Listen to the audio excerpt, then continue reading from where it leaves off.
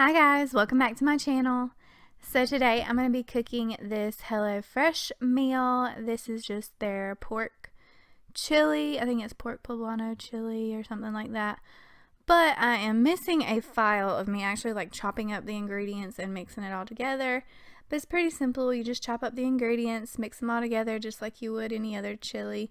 And it turned out really good. And I'm really particular about chili, so it was really delicious. It looked beautiful as well. And this is the result.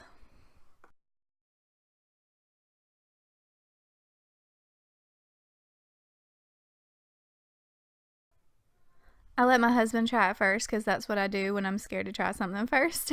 So he tried it. He thought it was pretty good, but it tastes a little bit like spaghetti.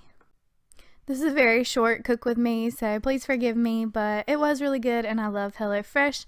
If you want to check them out, I will have them linked down below in the description.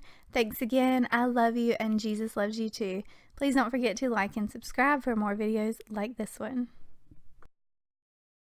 It's pretty good. Tastes like spaghetti.